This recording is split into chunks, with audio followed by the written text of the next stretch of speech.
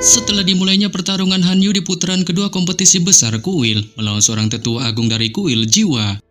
Hanyu pun mulai meluncurkan serangan pedangnya ke arah si tetua agung dari Kuil Jiwa.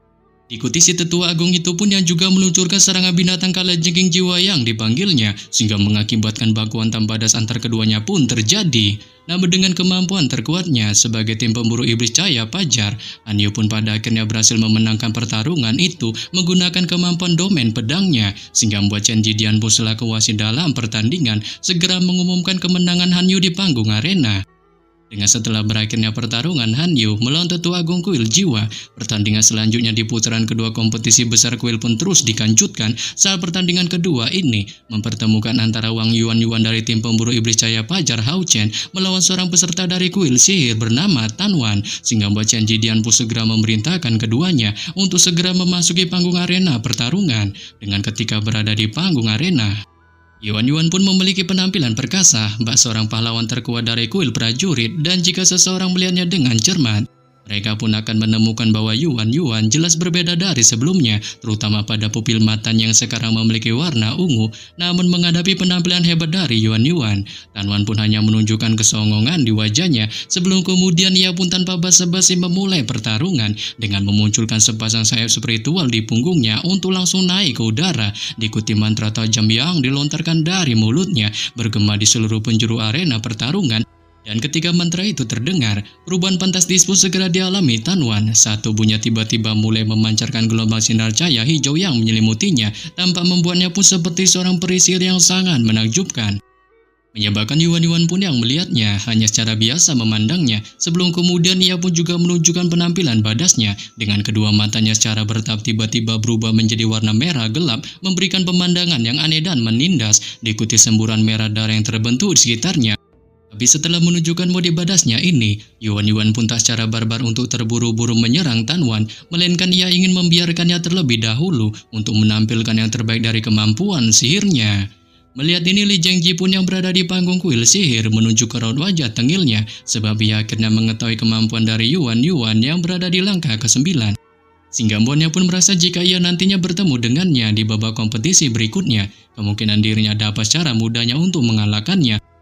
Mengingat hal ini didasari atas kemampuan sihir buatannya adalah sesuatu yang bahkan seseorang pada langkah ke-9 mungkin tak akan menang melawannya ketika kemampuan sihirnya itu diluncurkan dalam kekuatan penuh. Dengan ketika Li Zhengji memikirkan hal ini pada saat ini di panggung arena,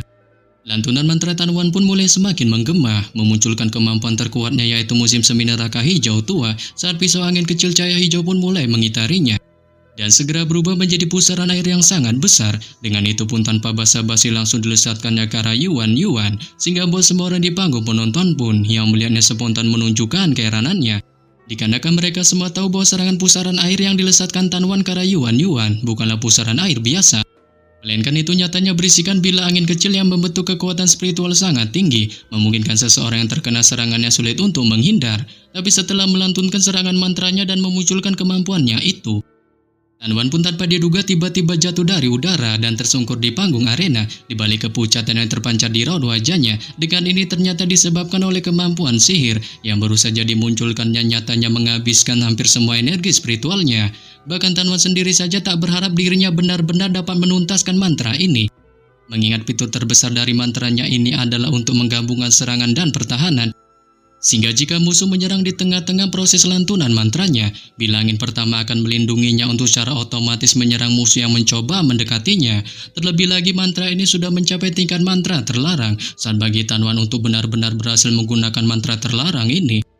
unsur angin seperti itu tanpa dorongan peralatan apapun yang terpasang lebih dari cukup hebat. Dikarenakan mantra terlarang ini adalah sesuatu yang diciptakan secara khusus oleh Li Zhengji untuknya, yang bahkan dirinya sendiri saja notabene merupakan ketua kuil sihir terkuat sekalipun, nyatanya tak bisa untuk menuntaskan mantra terlarang ini. Namun menghadapi kemampuan mantra musim semi neraka hijau tua dari Tan Wan, Yuan pun tiba-tiba memunculkan kabut merah berdarah yang sangat badas di sekitarnya.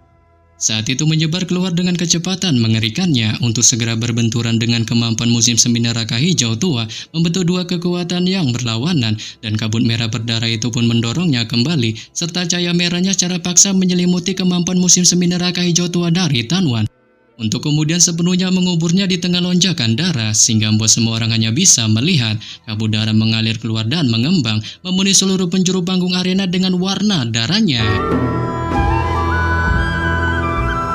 Setelah Yuan Yuan memunculkan kemampuan kabut darahnya,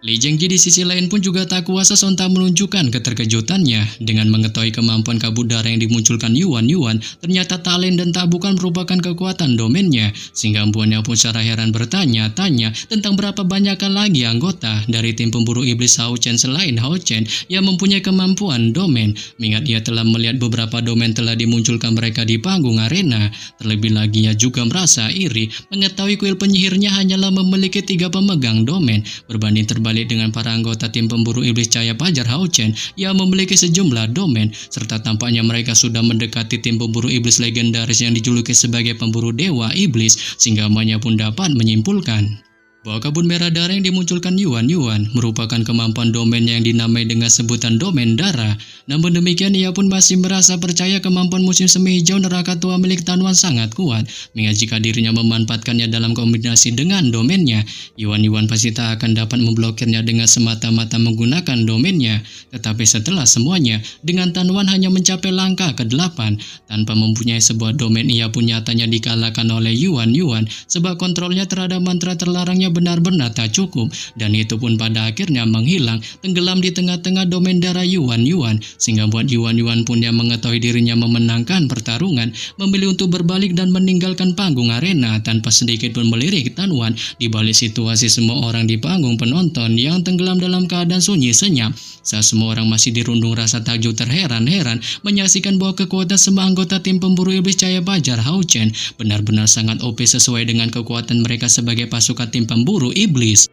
Dengan setelah berakhirnya pertarungan Yuan Yuan melawan Tan Wan, pertandingan putaran kedua kompetisi pun terus berlanjut, dan itu sebagian besar didominasi peserta yang memiliki kemampuan lebih rendah. Saat di babak kedua ini, lebih dari 3/4 kontestan adalah kemampuan petir dari langkah ke-9. Namun demikian pada saat putaran kedua berakhir, tim pemburu iblis cahaya fajar Hao Chen pun mencapai hasil membanggakan dari 9 kemenangan dan hanya mengalami 1 kekalahan dari Duan Yi yang ternyata kalah di tangan Abah Seng Yu si kakek buyut dari Chai Er. Dengan setelah berakhirnya putaran kedua kompetisi, beberapa perubahan pun terjadi dalam peringkat klasemen dan dominasi kuil Ksatria yang secara global awalnya memimpin kini sedikit lebih redup saat mereka hanya memiliki 11 orang tersisa pada putaran ketiga. Dikarenakan telah mendapatkan 13 anggota mereka tereliminasi, serta sejumlah kuil lainnya hanya menyisakan 5-10 peserta di bawahnya. Terlebih lagi perubahan juga terjadi sehubungan dengan akumulasi poin, sebab pemenang putaran kedua semuanya mendapatkan 2 poin, ditambah dengan total poin putaran pertama. Saat kuil Ksatria masih nomor 1 dengan 46 poin, kuil penyihir menjadi yang kedua dengan 41 poin, kuil jiwa menjadi yang ketiga dengan 30 poin, tim pemburu iblis cahaya fajar Hao Chen berada di peringkat keempat dengan 28 poin, kuil assassin kelima dengan 26 poin, dan keberuntungan juga datang dari kuil prajurit yang memiliki 20 poin, sehingga bagi 10 anggota tim pemburu iblis cahaya fajar Hao Chen untuk mencapai peringkat keempat pada akhir putaran kedua ini, membuktikan kekuatan mereka dengan berlimpah. Yang selain itu, prestasi dalam kultivasi di sisi kelompok Hao Chen pun jelas akan membuat mereka bersinar lebih jauh di tahap selanjutnya. Didasari jumlah individu mereka yang masih cukup sulit untuk diprediksi. Namun setelah putaran kedua kompetisi berakhir pada siang hari, putaran ketiganya pun nyatanya akan segera dimulai tanpa sedikit pun memberikan waktu istirahat bagi para peserta. Dan sebanyak 24 pertarungan akan tersaji di babak ketiga ini, melibatkan 48 orang peserta yang kemungkinan saja akan menghasilkan pertempuran yang sangat dahsyat. Dengan kali ini, 2 cahaya seleksi pilihan pertama pertandingan pembuka putaran ketiga kompetisi pun memilih para pemimpin dari kuil penyihir dan kuil kesatria, yaitu Li Zhengji serta kakek Hao Chen Long Tianyin. Tetapi pasca keduanya melakukan pertarungan, perubahan heboh pun sontak dialami semua orang di panggung penonton, dikarenakan mereka dapat melihat baku antar kedua pemimpin terkuat itu tanpa diduga hanya berlangsung untuk waktu yang sangat singkat, dengan Li Zhengji memanfaatkan domain dewa petir terkuatnya dan kekuatan sihir yang tangguhnya untuk cara mudahnya mengalahkan Long Tianying. Bahkan Hao Chen sendiri pun yang menyaksikan baku hantam antar keduanya juga tak kuasa menunjukkan keterkejutan hebat di wajahnya. Dikarenakan ia tahu meskipun kakeknya pasti bukanlah tandingan dari Li Zhengji, dirinya pun tak menyangka beliau akan secara mudahnya dikalahkan begitu cepat.